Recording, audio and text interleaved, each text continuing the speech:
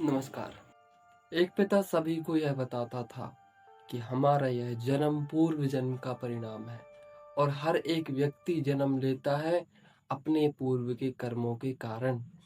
तो एक दिन उसी के बच्चे ने अपने पिता से एक प्रश्न किया कि पिताजी, अगर हमारा यह जन्म पूर्व जन्मों का परिणाम है तो इस संसार में जब कोई पहला व्यक्ति आया होगा तो वह व्यक्ति क्यों आया होगा?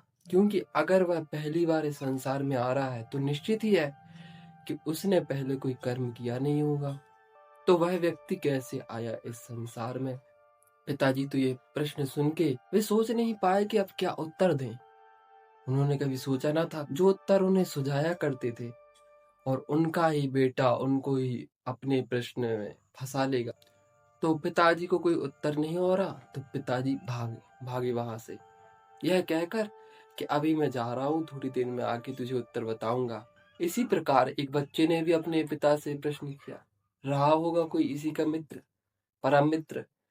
उसने अपने पिता से प्रश्न किया, क्या पिताजी सभी को मरना होता?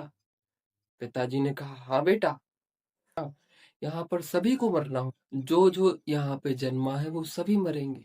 बच्चे ने कहा, अच्छा ऐसी बात है, सभी को मरना होता? तो मैंने देखा है कि यहाँ पे जो भी मरता है उसे लोग अपने कंधे पर उठा के शमशान ले जाते। पिता ने कहा, हाँ बेटा, शमशान ले जाते। कई समाजों में, कई धर्मों में दफनाने की प्रथा है, वहां पे दफनाते। तो बच्चे ने कहा कि मुझे ये बताइए, जब आखिरी व्यक्ति मरेगा तो उसे कौन कंधे पे ले जाएगा, उसे कौन शमशान ले जाएगा? पिता फिर वो चक्का रह गया, इसे जवाब क्या दें? पिताजी मौन रह गए। देखो तो कैसे कैसे सवाल लोगों के मन में उठते हैं। ऐसे ही सवाल लोग महापुरुषों से भी पूछा करते थे। बुद्ध से, महावीर से, क्राइस्ट से ऐसे ही सवाल पूछे गए अधिकतर। जब बुद्ध पुरुष जिंदा होते हैं तो लोग ऐसे ही बकवास सवाल पूछ पूछ के उनका समय व्यर्थ करते रहते हैं, उनको परेशान करते रहते हैं। वो कहीं भी जाएं तो उनका कहो वो मार्ग रोक लेते हैं कि नहीं, उत्तर दो ही। उत्तर ना दिया तो हम आपका रास्ता रोक के खड़े हैं।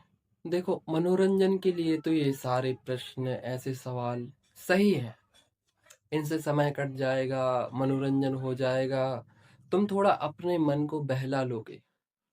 परंतु ये सवाल तुम्हें सत्य तक नहीं ले जाएंगे, ये सवाल तुम्हें ध्यान में नहीं उतारेंगे, ये सवाल तुम्हें समाधि उपलब्ध नहीं कराएंगे।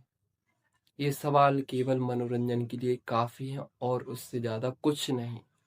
इसीलिए इन सवालों को छोड़ो, ये सवाल बकवास हैं, व्यर्थ हैं। अगर इनके जवाब ढूंढने तुम निकलो तो तुम्हारे हाथ कुछ भी नहीं लगेगा, तुम्हारे हाथ लगेगी तो केवल निराशा। इसीलिए ऐसे प्रश्नों को छोड़ दो, ये मनोरंजन का पात्र और समय काटने का साधन है।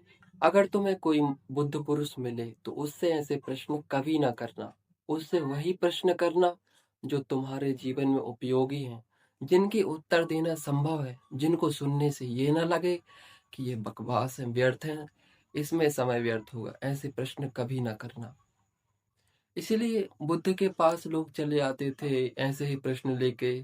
तो बुद्ध ने पहले ही, जो समझदार व्यक्ति होते हैं, जो बुद्धिमान व्यक्ति होते हैं, वो पहले ही सबको बता देते हैं कि भाई मैं इन प्रश्नों का उत्तर नहीं दूंगा। तो बुद्ध ने भी ऐसे 14 या 10 प्रश्न थे जिनका उत्तर देना सही नहीं समझा या जिनको व्यर्थ समझा, दार्शनिक दृष्टि से, सामान्य दृष्टि से, क्योंकि ये प्रश्न अनुपयोगी हैं। इन प्रश्नों का जीवन में कोई महत्व नहीं, ये कहीं काम नहीं आते। इसीलिए बुद्ध ने भी इन प्रश्नों का उत्तर देना सही नहीं समझा।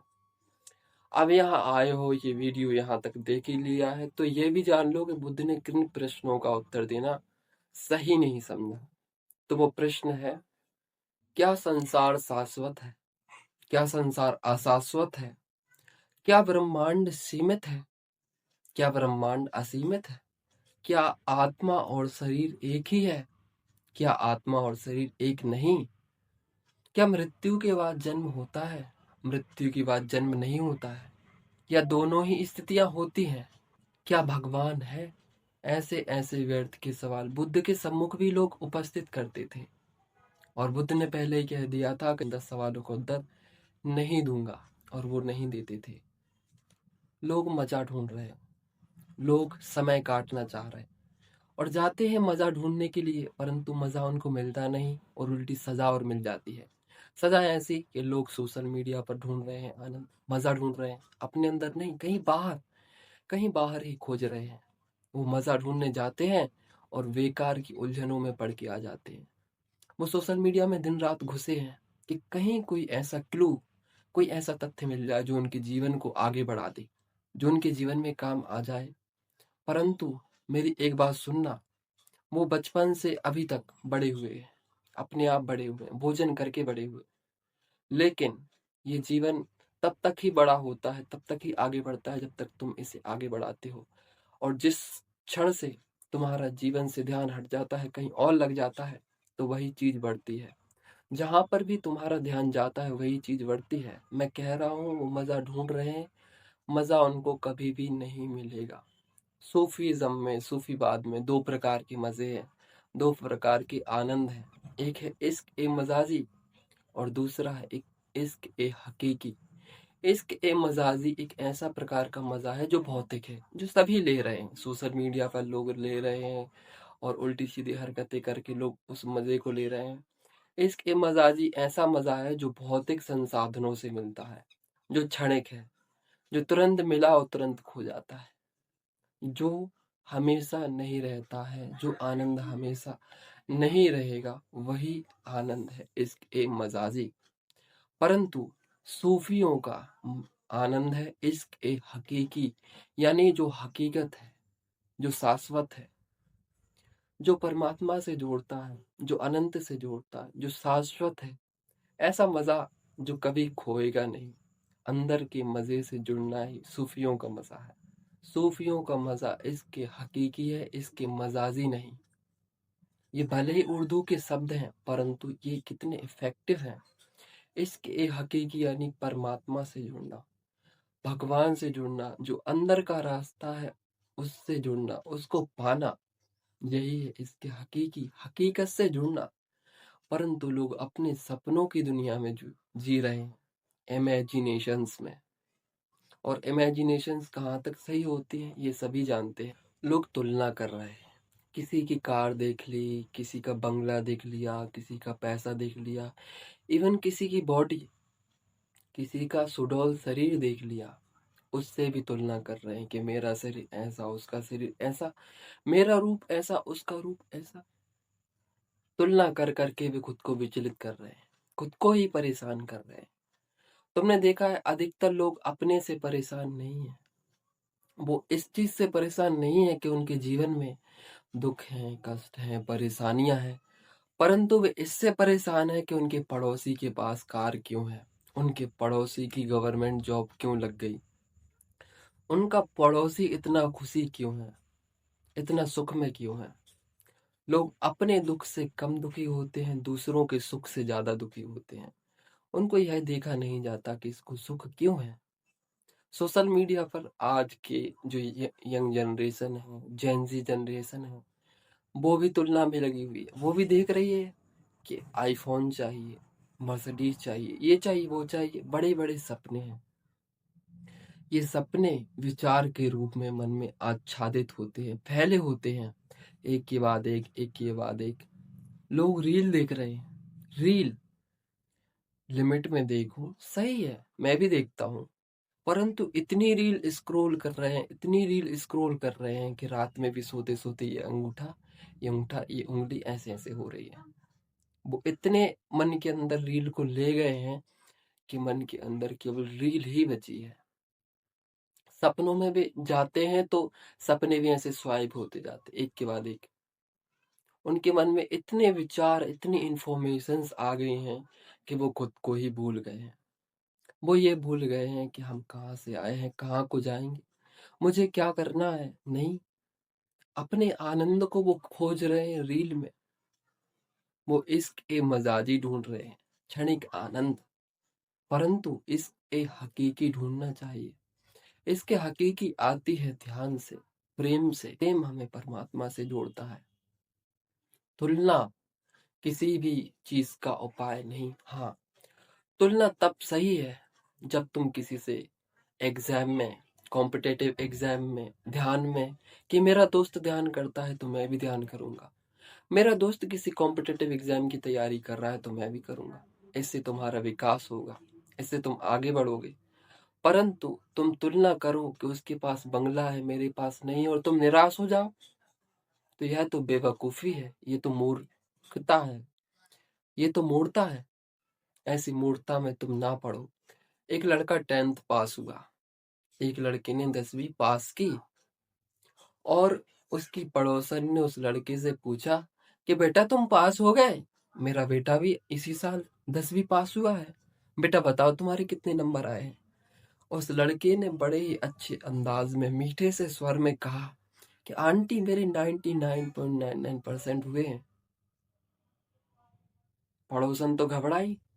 पड़ोसन ने देखा आश्चर्य से उस लड़के की ओर कि अरे, क्या बेटा सही कह रहे हो, रिपोर्ट बताओ। बच्चे ने तुरंत अपने घर में जाके और उन्हें बताया वो पर्चा जिसमें उनके 99.99% नंबर थे। अब पड़ोसन चिंता में पड़ गई कि उसके बेटे के तो 60% बने हैं, इसके इतने कैसे बन गए? अब मैं क्या करूं? उसके तो तोते ही उड़ गए। पर उसने मन ही मन ईर्ष्या के भाव ला, उसने सोचा रुक बेटा, मैं अभी तुझे बताती हूँ। बच्चा भी होशियार था। बच्चे ने कहा कि आप देख पाओगे कि मेरे इतने नंबर हैं? क्या आप सहन कर पाओगे? आंटी ने कहा रुक जा बेटा, मैंने तेरी गुड़िया बना दी है, अभी देखती हूँ तुझे। बच्चा भी घबरा गया, बच्चा तुरंत अपने घर में चला गया। तो आज के लोगों का ऐसा ही है, उनको दूसरों की तरक्की, दूसरों का मजा, दूसरों का आनंद नहीं देखा जाता। वो तुरंत गुड़िया बना के कुछ ना कुछ मार करके बुरा करना चाहते हैं। वो चाहते हैं कि यह भी मेरे नीचे बना रहे। इसीलिए तो बुद्ध पुरुषों का, संबुद्धों का, महापुरुषों का इतना विरोध हुआ। ये इतने आगे कैसे जा रहे हैं? पूरा संसार दुखमय है और ये आनंद विभोर क्यों हो रहे हैं? ये भाव विभोर क्यों हो रहे हैं? इनको ऐसा कौन सा मजा मिल गया कि ये नाच रहे हैं? उनको तुम्हारा आनंद भाएगा नहीं कभी। वो कभी यह सहन नहीं कर सकेंगे कि तुम्हें इसके हकीकी मिल गई, तुम्हें असली आनंद मिल गया। इसलिए तुम संसार की चिंता करो ही मत, तुम संसार के व्यर्थ के जालों में पड़ो ही मत। एक बार मुल्ला नसरुद्दीन किसी को नसीहत दे रहा था। मुल्ला नसरुद्दीन कह रहा तुम सब कुछ करना, लेकिन एक चीज कभी भी मत करना, और वो ये चीज है कि तुम सपने देखते हो। उस व्यक्ति ने कहा हाँ मैं देखता हूँ। सपने में कभी भी टॉयलेट दिखे तो टॉयलेट को यूज मत करना। उस आदमी ने भी सोचा थोड़ी देर, फिर वह भी हंसने लगा। उसने कहा हाँ भाई, मैं जानता हूँ कि टॉयलेट क्यों यूज नहीं करना चाहिए सपने में। तो वो तो आपको भी मालूम है कि सपने में टॉयलेट क्यों यूज नहीं करना चाहिए। वैसे ही तुलना है, सपने में टॉयलेट और रियल लाइफ में तुलना यूज नहीं करनी चाहिए। तुलना को सही प्रकार से यूज करो तो अपना विकास होता है, अगर गलत प्रकार से यूज करो तो कुछ भी हाथ नहीं लगता है।